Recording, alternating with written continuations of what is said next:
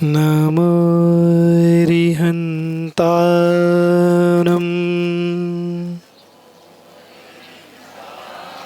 नमो सिद्धानम्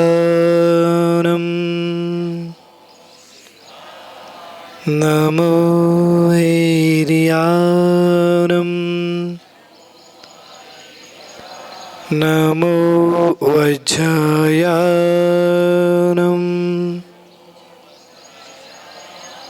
नमो लोहे श्वेशाहुनम्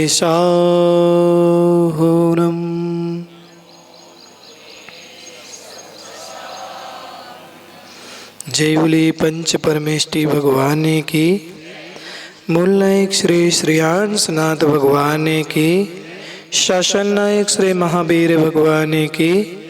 परम पूज्य आचार्य भगवान विमल सागर जी महामुनिराज की। परम पूज्य आचार्य भगवान विद्यासागर जी महामुनिराज की। परम पूज्य समाधिस्थ आचार्य भगवान गुरुदेव विराग सागर जी महामुनिराज के। पट्टाचार्य आचार्य भगवान विशुद्ध सागर जी महामुनिराज के। समस्त आचार्य परमेष्टि भगवंतों के। जय बोलो निर्यापक श्रमण वीर सागर जी महामुनिराज की। उपाध्याय श्री विरंजन सागर जी महामुनिराज की। समस्त मुनि संघ की। 2 मिनट के लिए महाराज को नहीं 2 मिनट माइक लगा दो। जी वाले लगा दो।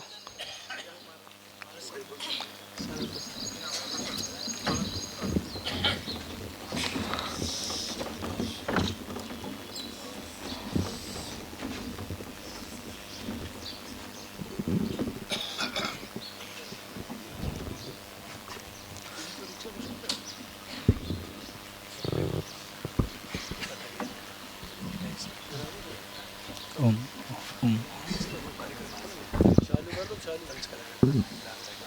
ओम।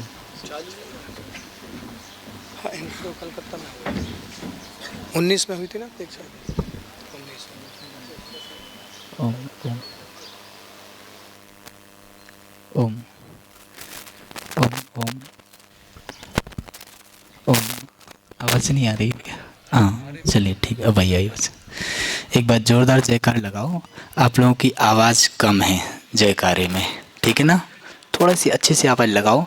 जो बोले परम पूज्य आचार्य भगवंत विद्यासागर जी मुनि महाराज की। अभी भी आवाज़ कम है। देखो कुछ लोगों ने अच्छे से लगाया, कुछ लोगों से नहीं बोला। मेरे साथ तुम भी जरा गुनगुनाइए, मेरे साथ तुम भी जरा गुनगुनाइए। मिले हैं दोनों हाथ तो ऊपर उठाइए, मिले हैं दोनों हाथ तो ऊपर उठाइए। जयकारा गूंज जाए जलना शहर में, जयकारा गूंज जाए सारे जलना शहर में। जयकारा गुरुदेव का ऐसा लगाइए, जयकारा गुरुदेव का ऐसा लगाइए। जब बोले परम पूज्य गुरुदेव गणाचार्य श्री विराग सागर जी मुनि महाराज की। आचार्य भगवंत जी विशुद्ध सागर जी मुनि महाराज की। उपाध्याय श्री विरंजन सागर जी मुनि महाराज की। मंचासीन समस्त मुनि राजों की। आज मिलन हुआ दोनों संतों का। संतों के मिलन से कुछ बात याद आई, कुछ बात याद आई। तब कहते हैं संत संत जब मिलते हैं हृदय कमल तब खिलते हैं। संत संत जब हृदय कमल तब खिलते हैं। संतों का आगमन जहाँ खिल जाते हैं चमन वहाँ। संतों का आगमन जहाँ खिल जाते हैं चमन वहाँ। संतों की वाणी हो संतों की वाणी सतराह दिखाए रे। जीवन है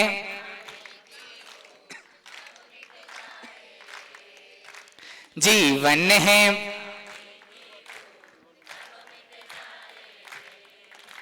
होने अनहोनी होनी, कब क्या घट जाए रे।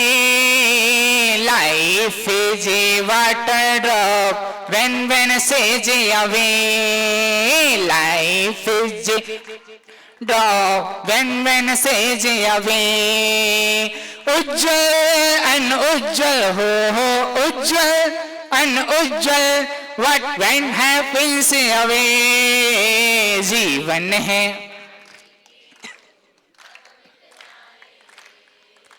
निरंतर। जब भी संत इस धरा धरती पर आते हैं, जिस नगर में प्रवेश करते हैं, उधर पर ज्ञान की गंगा, रास्ते सत मार्ग के हमें दिखलाई देने लगते हैं कि संत जहां पर विराजमान हैं, जहां पर संत विराजमान हैं, वहां पर दीपावली और दशहरा जैसा मौसम अपने आप आ जाया जाता है। संत आते हैं और जब प्रकृति मुस्कुराती है, संस्कृति मुस्कुराती है, दोनों ही मुस्कुराहट अपने आप आ जाती है। बादल पहले धूप थी, लेकिन संतों का आगमन हुआ, मौसम बिल्कुल शांत हो गया। ध्यान रखें, संतों का आगमन हमारे लिए नई दिशाएं प्रदान करता है। हम निरंतर संतों का समागम प्राप्त करते रहें और संतों की वाणी को लेकर के अपने जीवन का उद्धार करते रहें, क्योंकि यह वाणी ही हमारे लिए निरंतर मोक्ष मार्ग को प्रशस्त करने वाली है। हम जिन वाणी का श्रवण करें, हम संत के लिए पढ़ें, लेकिन संत के पीछे ना पढ़ें। ध्यान रखना, मेरी बात समझना, संत के पीछे ना पढ़ें। ये संत हैं पानी की तरह हैं, ये संत हैं पानी की तरह हैं, आज हैं कल नहीं हैं। हम संत के माध्यम से अपने कपड़ों को धो लें, जो पानी आया है उससे कपड़े धो लें। अगर पुनः पुनः उसी पानी के पीछे रहे तो पानी शायद आने वाला नहीं है। जो संत आते हैं उसमें हम उनकी जिनवाणी का रसपान करके अपना कल्याण कर सकते हैं। घाट तो एक ही हो सकता है, पर पानी वो नहीं हो सकता। पानी निरंतर बदलता रहता है। इसलिए हम संतों का समागम करते रहें और अपने कपड़ों को धोते रहें, यानी कि अपनी आत्मा को धोते रहें, अपने कर्म मैल हैं उसको नष्ट करते रहें, ताकि हमारा जीवन निरंतर निरंतर उद्धार की ओर हो। कपड़े हमारे साफ और स्वच्छ होते रहें, ताकि हमारी मलिनता हटती रहे। इसी भावना के साथ आज संत समागम हुआ है और हम अपने कपड़े धोने का प्रयास करेंगे। आगे महर्षि का प्रवचन होगा। मैं 2 मिनट ही बोलना चाहता था। ओम नमः शिवाय।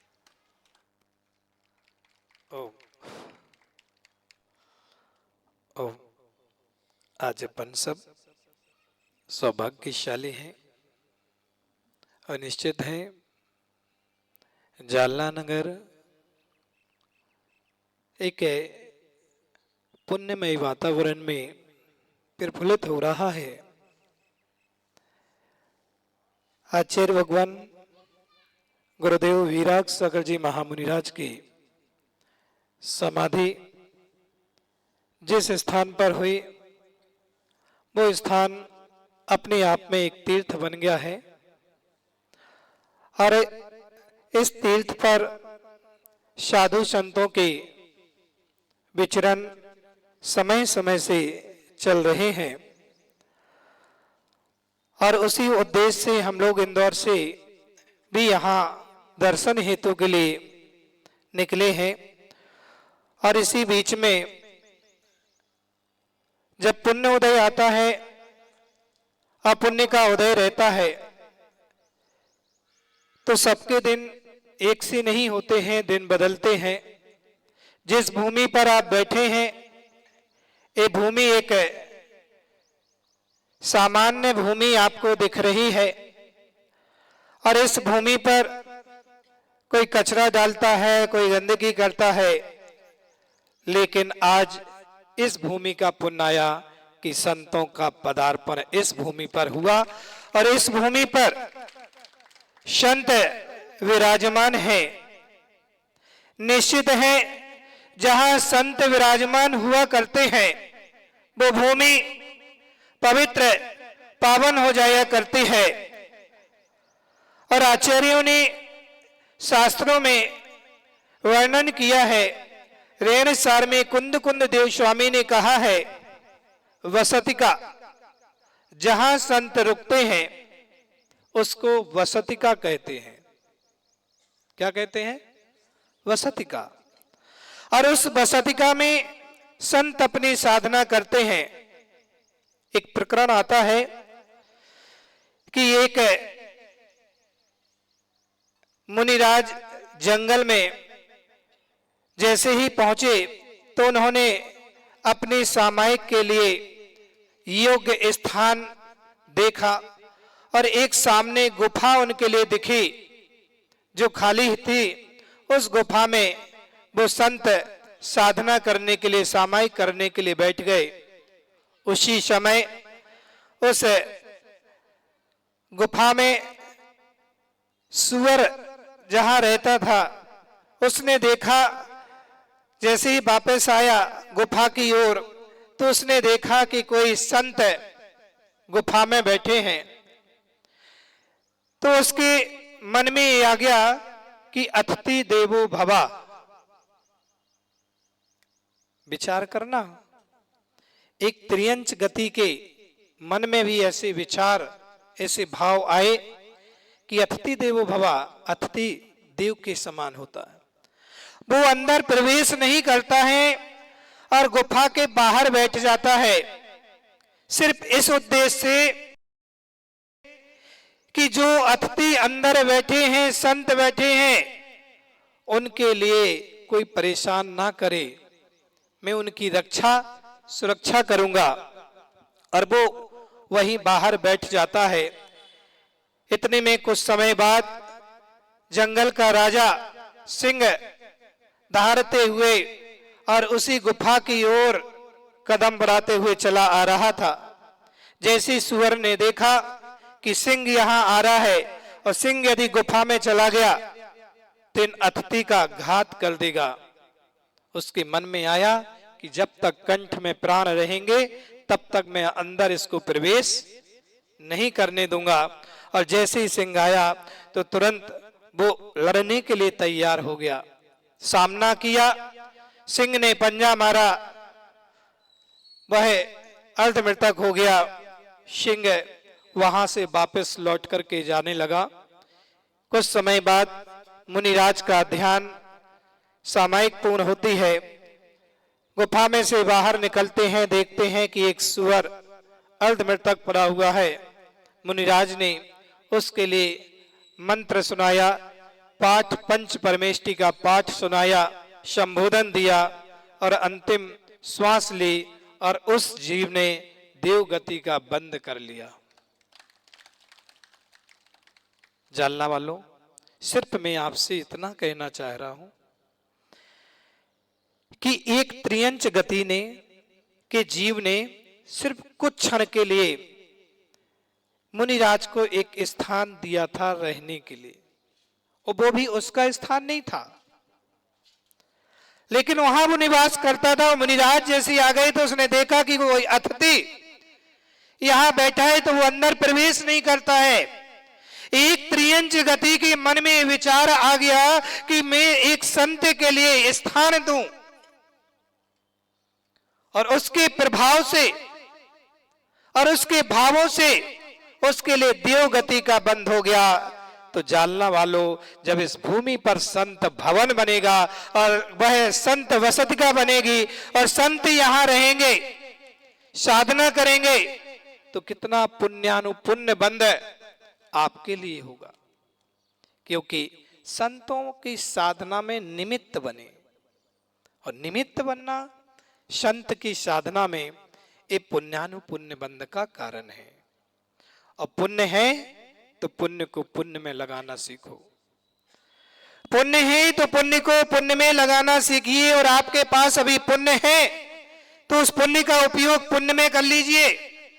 पता नहीं पुण्य कब पाप में बदल जाए, समय का पता नहीं होता है, समय का पता नहीं चलता, इसलिए पुण्य कार्य अच्छे समय पर कर लेना चाहिए।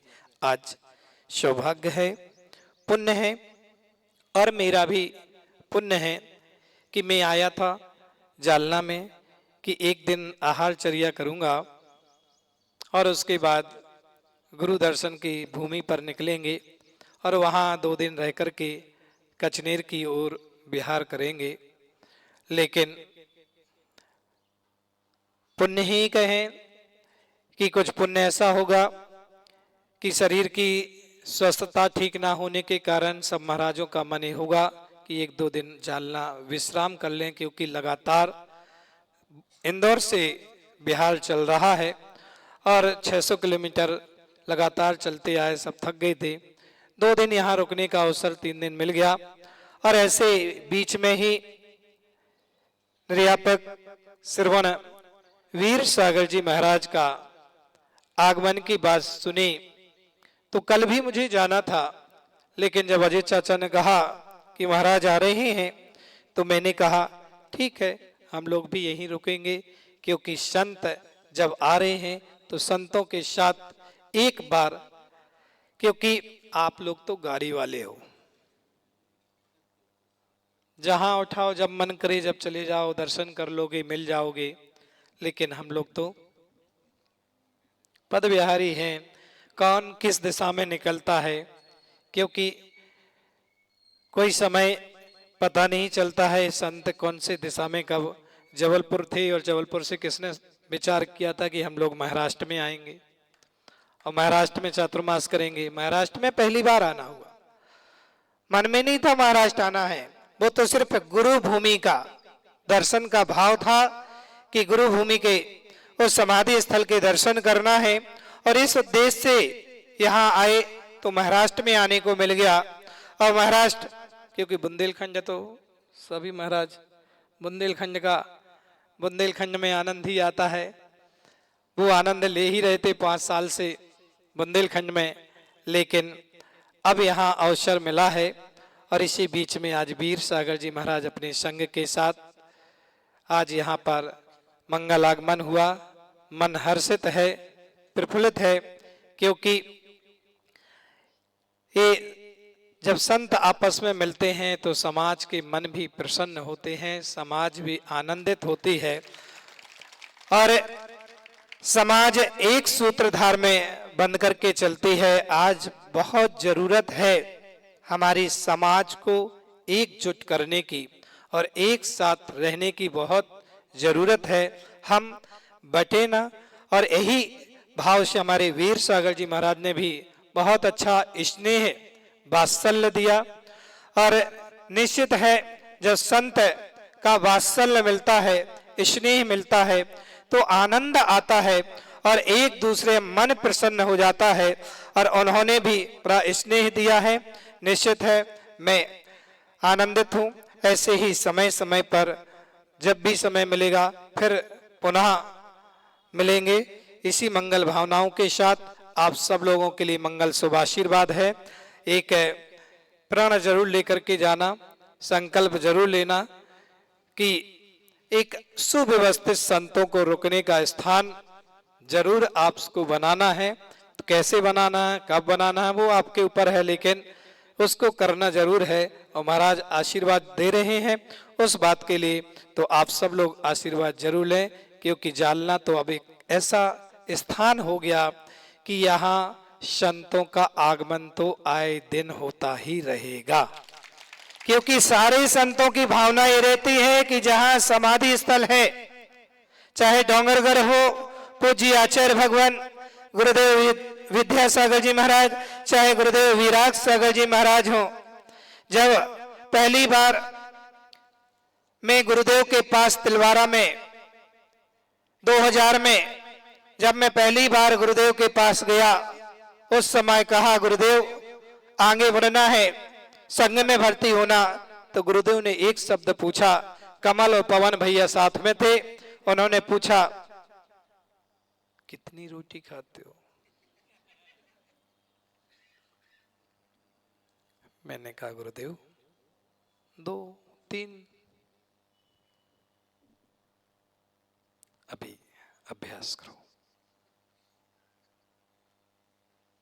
और अभ्यास करो।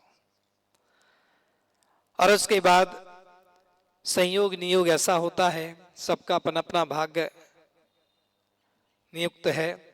और ऐसा संयोग गुरुदेव का सानिध्य मिला, दीक्षा हुई और गुरु के निमित्त से दीक्षा होकर के जब दीक्षा हुई 2016 में मुनि दीक्षा, क्षुल्लक दीक्षा तो 6 में हो गई थी, मुनि दीक्षा 16 में हुई। तो उसके तत्पश्चात 2 महीने बाद ही आचार्य भगवान कुंडलपुर में विराजमान थे। दमोह में मेरी दीक्षा हुई। तो हम लोगों को कुम्हारी पंच कल्याणक में जाना था, तो वहीं कुंडलपुर से निकलना था। आचार्य भगवान के दर्शन हुए और 2 दिन का प्रवास गुरुदेव के साथ आशीर्वाद मिला, उनका मार्गदर्शन मिला। ये क्षुल्लक अवस्था में थे विश्वम्भर सागर जी। तो हम लोग सुबह के वक्त में गुरुदेव की वैयावृत्ति कर रहे थे, चरण को दबा रहे थे। उसी समय गुरुदेव बड़ी प्रसन्न मुद्रा में बैठे थे, 2-3 साधु और कमरे में थे। तो इन्होंने कहा, आचार्य भगवान हम लोग छोटे छोटे शिष्य अभी मोक्ष मार्ग पर बढ़े हैं, तो कोई ऐसा मंत्र, कोई ऐसी जाप, कोई ऐसा उपाय बताएं जिससे हम अपनी साधना नैतिचार और विशुद्धि को बनाएं। तो आचार्य श्री बड़ी प्रसन्न मुद्रा में हंसते हुए बोले, अरे छोटे छोटे महाराजो, नवोकार मन से बड़ा तो कोई मंत्र ही नहीं है। उठते बैठते चलते फिरते हर समय नवोकार मंत्र का जाप करिए। और धवला जी में सबसे पहले नवोकार मंत्र को लिखा। ऐसा आचार्य भगवंत का हमेशा आशीर्वाद मिलता रहा है और आचार्य भगवान का भी आशीर्वाद हम लोगों के लिए खूब मिला है। और ब्रह्मचारी अवस्था के पहले गृहस्थ अवस्था में भी खूब सेवा की तिलवारा में चातुर्मास के दौरान। निश्चित है आज पुनः ऐसे ही संयोग ऐसा बना कि सभी संत एक साथ बैठे हैं। समय आने पर आप सब लोग ऐसे ही संतों को इस जगह पर भी रोकें और इस स्थान पर रोक करके और संतों का लाभ लें और पुण्य अर्जन करें। सभी के लिए मेरा मंगल मंगल शुभ आशीर्वाद है। बोले ओम शांति, बोलो ओम शांति, सर्व शांति। जोर से बोलो। कोई आपसे बुरा शब्द कहे, कोई गाली गलौज करे, कोई आपको अपशब्द कहे, तो एक शब्द मंत्र बोलना, ओम शांति सर्व शांति। कोई जवाब मत देना।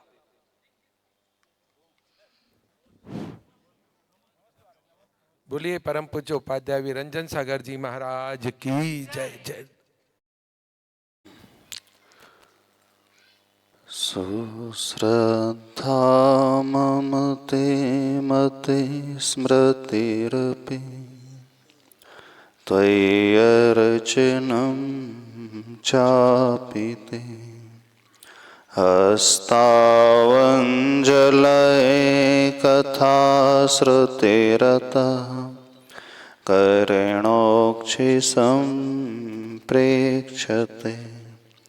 सस्तत्यां व्यसनं शिरोनति परं सेवीन्द्रशेन ते तेजस्वी सुजनोऽहमेव सुकृति तेनैव तेजः पते। देवादिदेव 1000 अतिशयकारी श्री श्रेयांशनाथ भगवान के गुरुनाम गुरु आचार्य प्रवर श्री ज्ञान सागर जी महाराज के संत श्रोमणी आचार्य भगवान गुरुदेव श्री विद्यासागर जी महाराज के पूज्य आचार्य श्री समय सागर जी महाराज के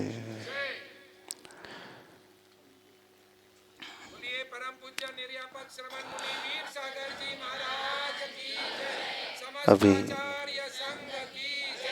मुनि श्री विरंजन सागर जी कह रहे थे, उपाध्याय श्री कह रहे थे कि हमें बड़ी प्रसन्नता हुई, लेकिन आज हमें थोड़ा सा दुख हो रहा है। हृदय में एक पीड़ा हो रही है। पीड़ा इसलिए हो रही है, मिलकर की पीड़ा नहीं हो रही।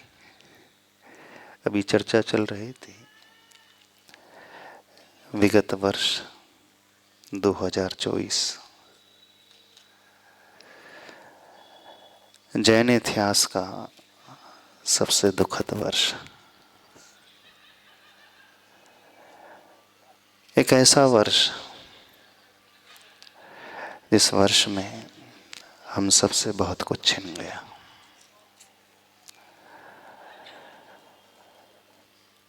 ऐसा लगता है गुरु का जब वियोग होता है तो सब कुछ हमारे हाथ से चला जाता है। दुनिया में सब कुछ मिलना सुलभ होता है, हम सब कुछ पा सकते हैं, भगवान मिलना भी सुलभ है, प्रभु हमें मिल जाते हैं, जिनवाणी मिलना भी सुलभ होता है, लेकिन सबसे अधिक दुर्लभ होता है तो गुरु का मिलना होता है। कदाचित गुरु का मिलना उतना दुर्लभ नहीं होता है, लेकिन गुरु मिलने के पश्चात गुरु का समागम हमेशा हमें मिलता रहे, यह अत्यधिक दुर्लभ होता है।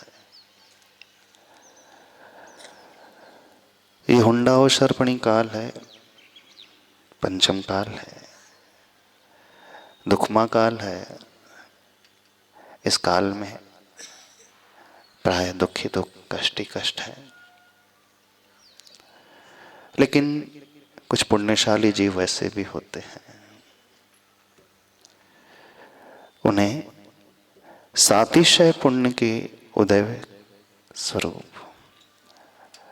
सातिशय पुण्य मानना कोई छोटा मोटा पुण्य नहीं, तीव्र सातिशय पुण्य के उदय स्वरूप ऐसी प्रतिकूल परिस्थिति में सच्चे गुरु मिल जाए।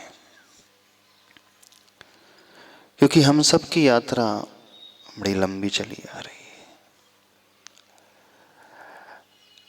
कई बार हमें प्रभु भी मिले होंगे, स्थापना निक्षेप के प्रभु की बात नहीं कर रहे हम। चलते फिरते तीर्थंकर भगवान भी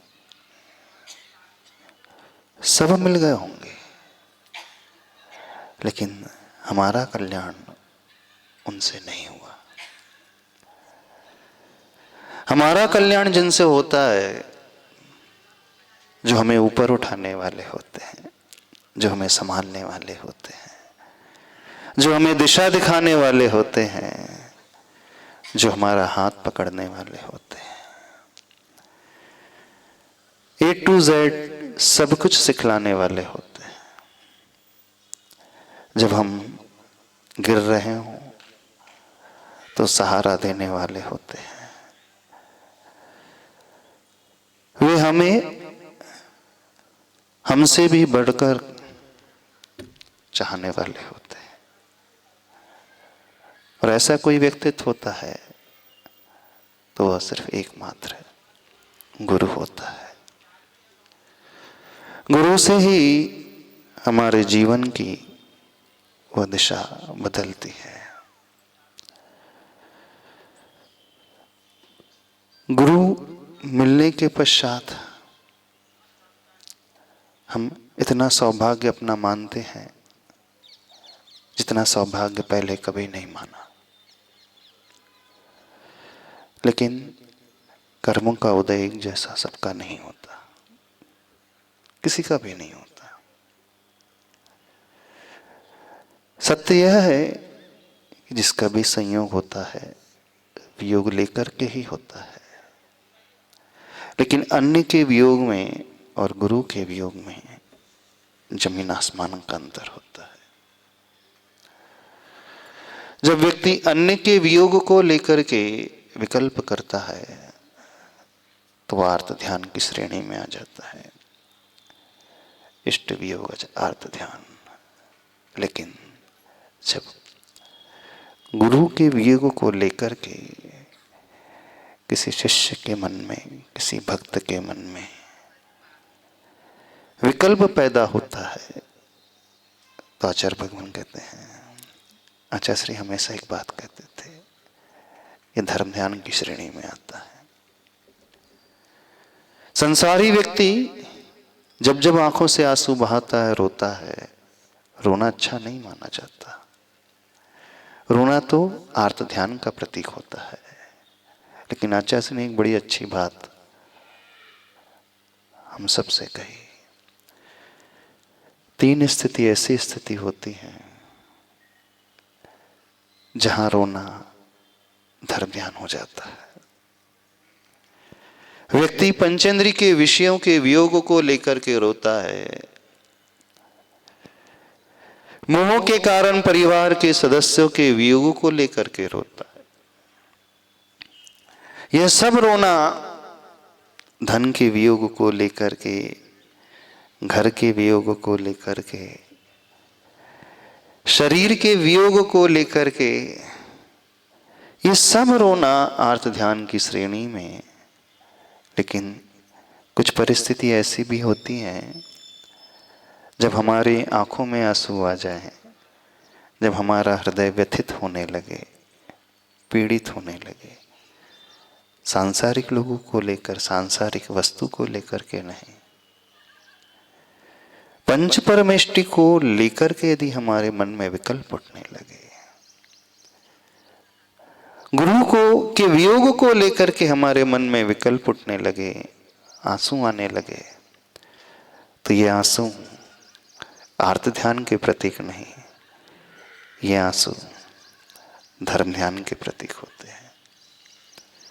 रो तो यहां पर भी रहा है व्यक्ति, इसलिए नहीं रो रहा है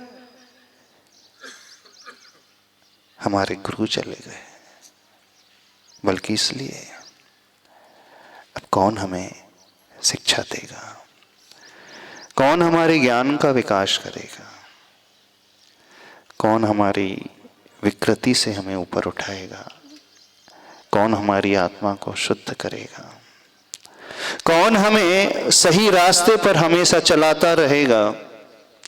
वियोग इस संबंधी बस ऐसा वियोग इसके मन में आ जाए, यह वियोग, ये आंसू भी धर्म ध्यान के निमित्त हो जाते हैं।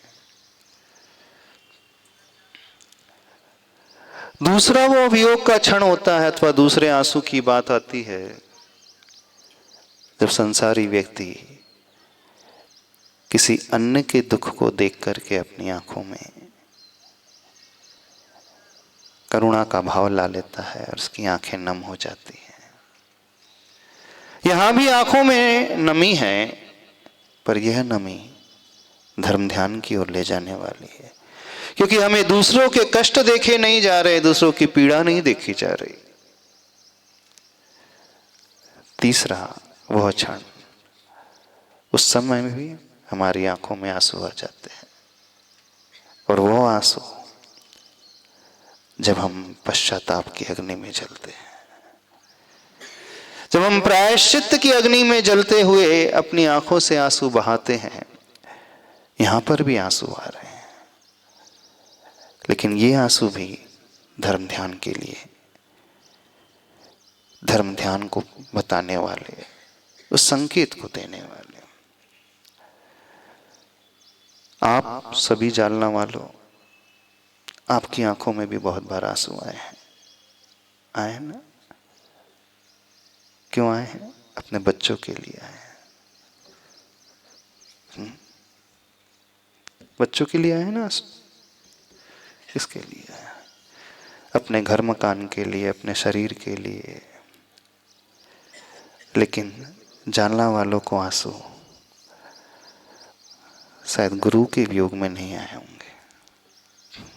आए? आए? नहीं आया, लगता तो नहीं है।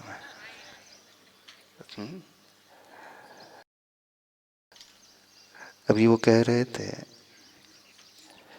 कि हमारा संत निवास बन नहीं पाता है, तो जानना कि ये मिट्टी में लिखा हुआ है कि जब तक 14 साल का वनवास पूरा नहीं हो जाता तब तक कोई कार्य पूरा नहीं होता, सफल नहीं होता। आपके श्री अंशनाथ भगवान भी 14-15 साल बाजू के घर में बैठे रहे थे, पाटनी जी के मकान में। जब वो वनवास पूरा हुआ तब मंदिर में वो आकर के बैठे। 2012 में निर्यापक श्रमण श्री समता सागर जी आए थे, उन्होंने संत निवास की भूमिका बनाई थी। 2025 हो गया, 13 साल कंप्लीट हो गया, 2026 तक संत निवास बन ही जाएगा। 14 साल पूरे हो जाएंगे ना।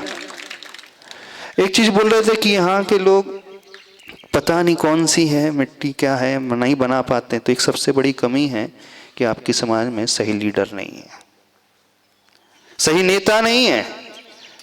सारे नेता जहां हो जाते हैं वहां काम बिगड़ जाता है।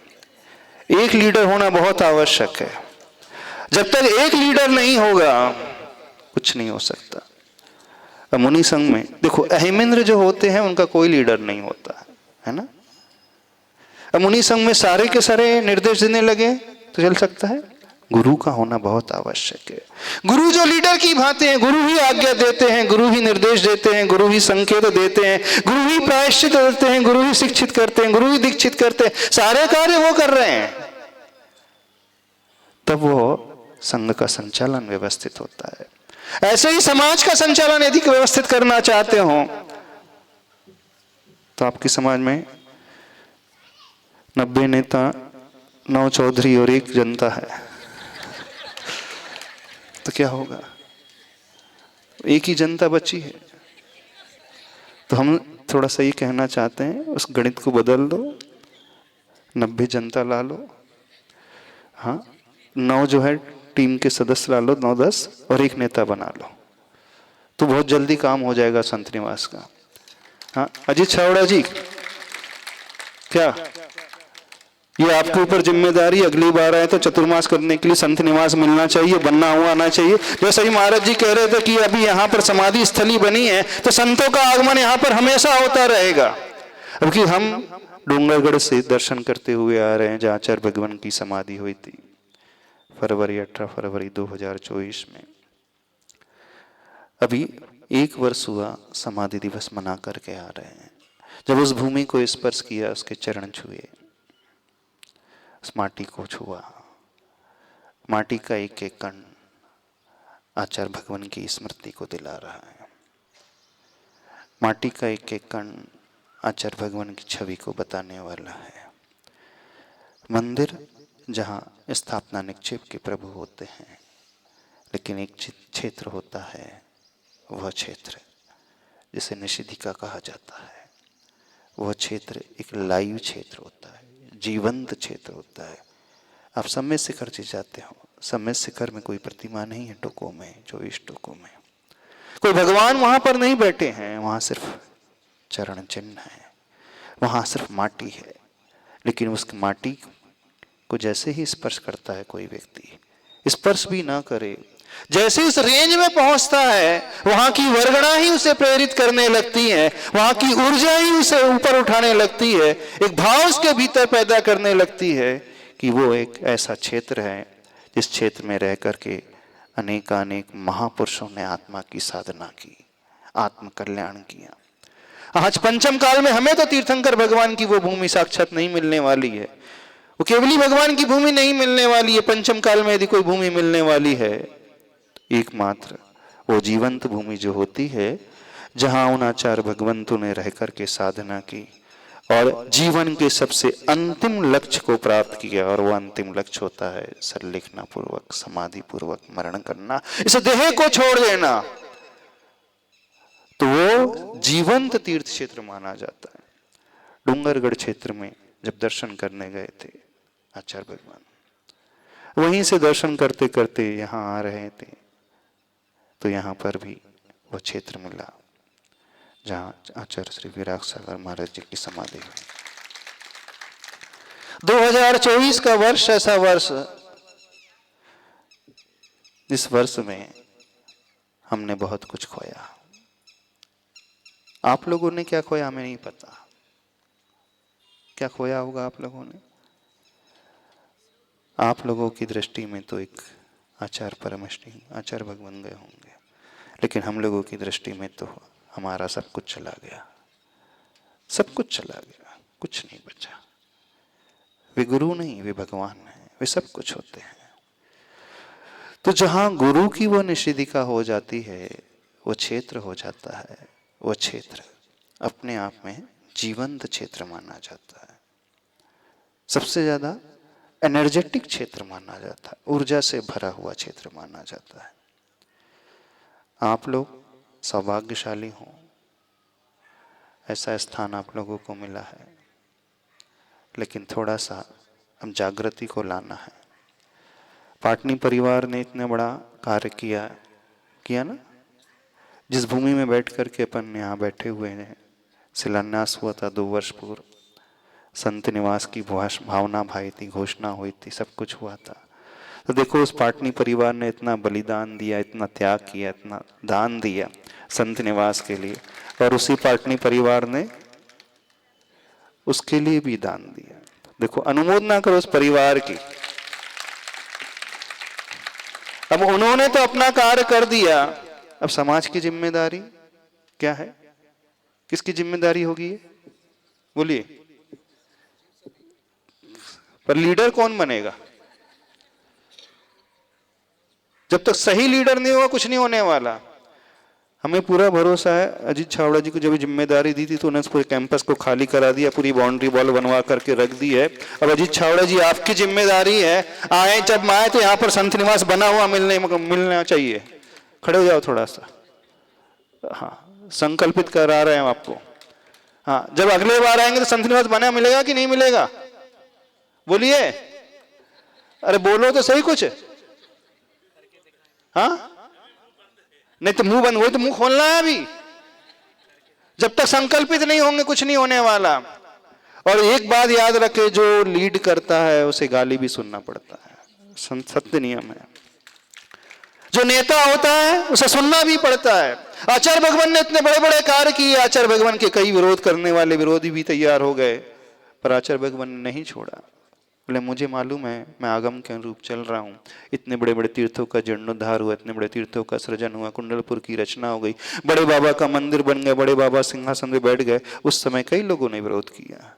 दुनिया तो गुरु को भी नहीं छोड़ती, दुनिया तो आज तीर्थंकर को नहीं छोड़ती, दुनिया तो राम को नहीं छोड़ती, सीता को नहीं छोड़ती, किसी को नहीं छोड़ती। हमें कैसे छोड़ देगी दुनिया? छोड़ ही नहीं सकती, संभव ही नहीं। तो ये धारणा नहीं बनाना कि जब सारे सहयोगी होंगे, हाँ में हाँ मिलाने वाले होंगे तभी हमारा कार्य होगा, ऐसा नहीं होता है। जितने भी बड़े कार्य होते हैं, अच्छे कार्य होते हैं, उसमें विरोधी तो होते हैं। श्रेयांसी बहुविघ्नानि, तो विरोधी है इसका मतलब कार्य बड़ा श्रेयस्कर है। अब इसी में हमें आगे बढ़ना, अच्छे से कार्य करना, मिलकर के करना है, सबको साथ लेकर के करना है। पूरे परिवार को, कहाँ पहाड़ी परिवार, पाटनी परिवार, सबको साथ लेकर के करना है। लेकिन एक लीडिंग पोजीशन पे रहने वाला व्यक्ति चाहिए जिसकी सब कुछ सन सके। आप लोगों ने बहुत अच्छा काम किया, पूरा कैंपस खड़ा कर दिया, बाउंड्री वॉल खड़ी कर दी, पूरी वो पुरानी स्कूल थी वो भी हट गई, इतना तो हो गया। पर वह दिन अब जल्दी से आ जाए कि यहाँ पर एक ऐसा भवन तैयार हो जाए जहाँ रह करके साधु साधना भी कर सके, और वो साधना करेंगे आपको पुण्य लाभ फ्री में बैठे बैठे मिल जाएगा।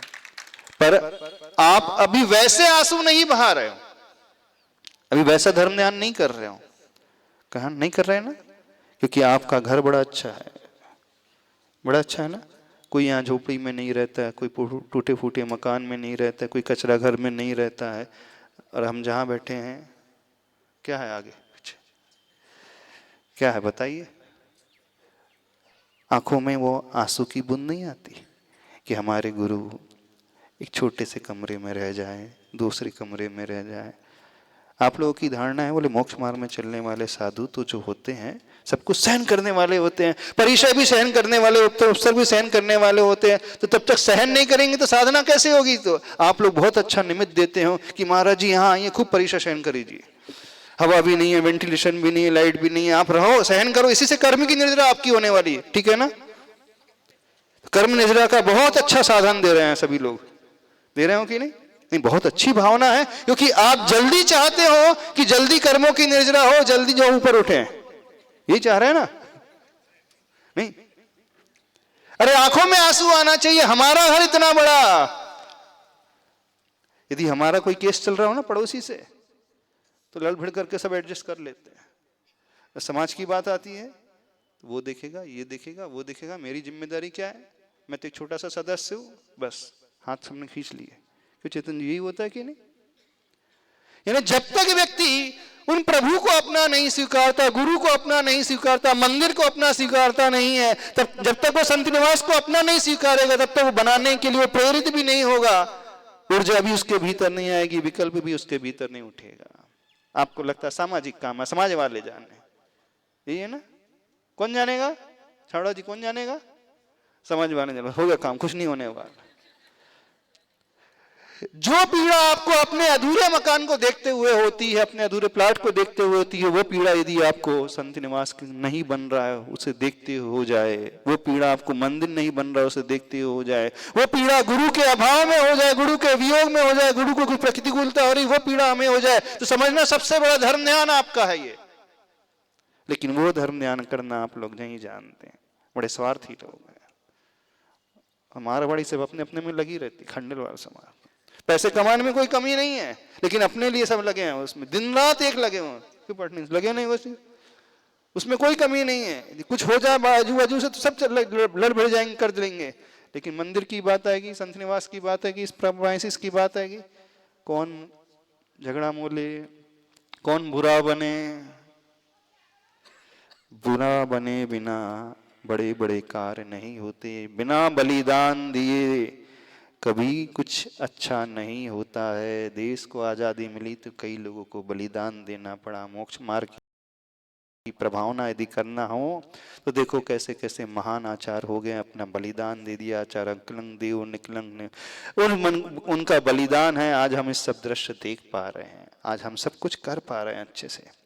आचार्य शांति सागर महाराज जी का बलिदान है, हम अच्छे से विचरण कर पा रहे हैं। वे महान आचार्य हो गए जिनकी साधना उसके कारण हमें सब कुछ बना बनाया मिल गया, हमें तो कुछ करना ही नहीं। आज वर्तमान में कहाँ करना पड़ रहा है। पहले के आचार्यों को देखो, जब कुछ नहीं था कितनी प्रतिकूलता थी, विहार करने में प्रतिकूलता थी, रोड की प्रतिकूल, सब कुछ प्रतिकूलता थी, और उन्होंने सब कुछ बना करके हमें हाईवे बना करके दे दिया। हमें क्या करना है, हमें बैठ कर सिर्फ साधना ही करना और कुछ नहीं करना है। आपके बाप दादाओं को देखो कितनी प्रतिकूलता थी, उन्होंने कैसे धर्म को आगे लेकर के आए, कैसे मंदिर का निर्माण किया। आपको तो सब कुछ बैठे बिठाए मिल गया कि नहीं? क्या करोगे? दूसरों के कंधे पर जिम्मेदारी डाल दोगे कि हम वो संभालेगा, ये संभालेगा, ये करेंगे, वो करेंगे। ये भाव नहीं आना चाहिए, बल्कि ये भाव आना चाहिए कि मैं चैन से नहीं बैठूंगा, मैं चुपचाप सो नहीं पाऊंगा जब तक मेरे गुरु का मंदिर पूरा बनकर के तैयार ना हो जाए, संत निवास बनकर के तैयार हो जाए, तब तक मैं चैन से नहीं बैठूंगा। ये अंतरंग की भावना होना चाहिए। जिसके हृदय में अंतरंग की भावना आ जाएगी तो समझना वो सब कुछ कर सकता है। महाराज ने एक दृष्टांत सुनाया था, सूकर का दृष्टांत सुनाया था। तिरंज गति में रहने वाला वह जीव अपने गुरु के लिए मर मिटता है। आप तो क्या करोगे? दूसरों को मार मिटाओगे। क्या करोगे? एक छोटा सा जीव, नासमझ जीव, जिसके पास कोई ज्ञान नहीं, कोई विवेक नहीं, कोई पढ़ा लिखा नहीं, कोई मंदिर जाने वाला नहीं, कोई जिसको गुरु नहीं मिला, कोई समझाने वाला नहीं, कोई प्रवचन देने वाला नहीं, उसकी बुद्धि देखो कैसे जागृत हो गई। और आप लोग पढ़े लिखे, विवेकशील, ज्ञानवान, जिन्हें गुरुओं का समागम मिलता है, पूर्वजों के संस्कार मिले हैं, सब कुछ मिल रहा है ना। तो एक वो जीव कहां से कहां तक उन्नति कर जाता है, और एक हम हैं सिर्फ अपने लिए जीने वाले। आप भी रोते हैं सिर्फ अपने बच्चों के लिए, लेकिन अपने बच्चों के लिए रोना यह आर्त ध्यान की श्रेणी में आता है। गुरुओं के लिए आंसू बहाना, प्रभु के लिए आंसू बहाना, यह धर्म ध्यान की श्रेणी में आता है। क्या करना है आप लोगों को? धर्म ध्यान करना है। हाँ, अब ये संकल्प लेकर के जाना है, जब तक संत निवास नहीं बनेगा हम एयर कंडीशन का यूज नहीं करेंगे।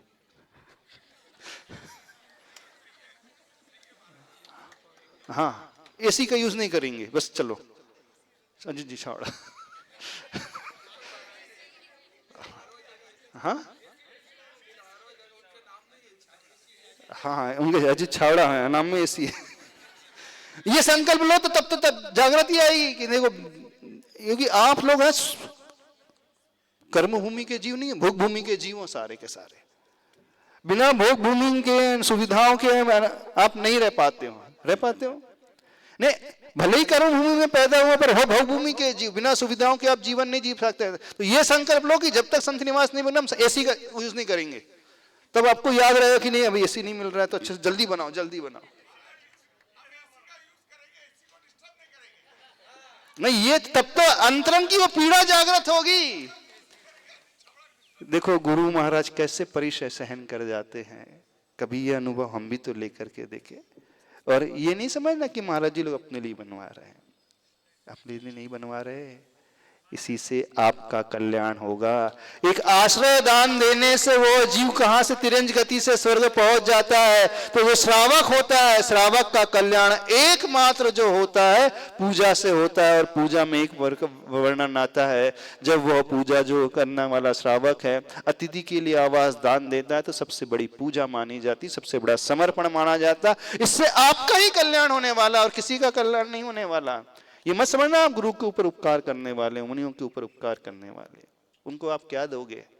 आप कुछ भी नहीं दो तो खुले आसमान के नीचे बैठ जाएंगे, पेड़ के नीचे बैठ जाएंगे, सरकारी स्कूल में रुक जाएंगे, उसमें क्या होता है? वो तो रुकते ही, कहाँ रुकते हैं महाराज जी लोग? हाँ, सरकारी स्कूल में तो रुकते हैं, हर नाइट में जहाँ विहार करते हैं हर जगह कई सरकारी स्कूल मिलेगी, कोई मंगल कार्यालय मिलेगा, कोई झोपड़ी मिल जाएगी, कोई गोडाउन मिल जाएगी, और कहाँ रहे? तो आप लोगों ने बोला महाराज जी आप लोग इतना रुकते हो तो यहाँ भी 4 महीने रुक जाओ, क्या जाता है? ऐसी ना? नहीं कैसा? तो कुछ समझ में आ रही बात?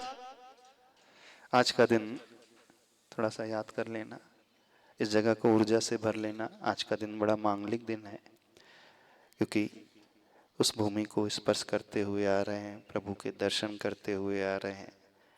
और आप लोगों की समाज वैसे दुनिया में अब बड़ी फेमस समाज हो गई है। हाँ, फेमस समाज में जानना कि समाज तो फेमस हो गई। अरे आप लोगों को इतना लाभ मिल रहा है तो फेमस तो हो गई, ऑलरेडी फेमस हो गई ना, प्रसिद्धि बहुत मिल गई। अब प्रसिद्धि 2 कारणों से भी मिलती है। नाम 2 तरीके से भी होता है। किससे होता है? हाँ, राम का भी बहुत नाम हुआ, और किसका हुआ? और किसका हुआ? पर हमें पूरा विश्वास है आप राम जैसे कार्य करने वाले बन करके निकले, तब मानना आपने कुछ कार्य किया है। ज्यादा नहीं कहना चाह रहे हैं, अभी आपका समय भी हो रहा है, तो बस बात ये कह रहे थे, जैन धर्म के लिए विगत वर्ष बड़ा क्षतिपूर्ण रहा। सब कुछ करना बड़ा आसान है, लेकिन सबसे बड़े महत्व ममत्व को त्यागना, इस देह के ममत्व को त्यागना, पूर्ण समता को परिणाम को रखते हुए, आत्मा की ओर दृष्टि रखते हुए, संलेखना पूर्वक पूर्ण जागृति रखते हुए इस देह को छोड़ करके अन्य गति की ओर जाना बहुत बहुत बहुत दुर्लभ है। जिन महात्माओं ने, जिन महापुरुषों ने कार्य किया वे महावंदनीय हैं। हम सबके आदर्श रूपी वही हैं, हम सबका लक्ष्य भी वही है। जिस लक्ष्य को उन्होंने पाया बस हम भी उसी प्रकार से वैसे ही लक्ष्य को पा सकें। जो संकेत गुरुदेव ने दिए, जो शिक्षा गुरुदेव ने दी, उस शिक्षा को हम अपने भीतर आत्मसात पूर्ण रूप से कर सकें और धर्म की प्रभावना करते हुए, प्रेम और वात्सल्य का परिचय देते हुए, आपस के मन मुटाव को दूर करते हुए, दूर कर दोगे ना? वैसे मूछ की लड़ाई बहुत चलती है यहाँ पे, मूछ है नहीं फिर भी बिना मूछ की लड़ाई चलती है। थोड़ा सा उसे भी छोड़ देना। जब भी कोई हमारे ईगो को ठेस पहुंचने वाली बात आए तो तुरंत उन आचार्य भगवंतों को याद कर लेना। वे महान आचार्य जो कभी विकल्प नहीं करते, धर्म कल्याण के लिए, मोक्ष मार्ग की प्रभावना के लिए, आपके कल्याण के लिए, वे इतना सहन कर सकते हैं तो हमने थोड़ा सा सहन कर लिया तो क्या होगा? क्या होगा नहीं, बहुत कुछ अच्छा ही होगा। बस ये भावना भाना कि अभी तो ऐसे ही बैठे हैं, यहाँ बैठ कर के बहुत बड़े संघ आ सके और चातुर्मास कर सके और जालना वाली समाज को बहुत अच्छा लाभ मिलता रहे। अभी तो कम साधुओं का लाभ मिल रहा है, हो सकता है भविष्य में अधिक से अधिक बड़े बड़े संघों का भी लाभ आपको मिलता रहेगा। और अब तो गारंटी हो ही गई। महाराज जी भी कह रहे थे बहुत लाभ मिलेगा, तो अब तो मिलने ही वाला है। तो अब अपनी शान को यदि और ऊपर बढ़ाना चाहते हो, नाक की लड़ाई को भी ऊंचा करना चाहते हो, तो ये कंपटीशन करो कि हमारी समाज का संत निवास ऐसा बनेगा कि दुनिया से लोग देखने के लिए आएंगे कि संत निवास कैसा होना चाहिए। तब तो बात है। बस अभी आप लोगों को क्या करना है, तमर का पाठ करना है। तो संकल्पित हो जाए। हाँ हाँ, संकल्प ले रहे हैं अजीत छावड़ा जी सबके सामने। बोले देवादिदेव श्री श्रेयांश नाथ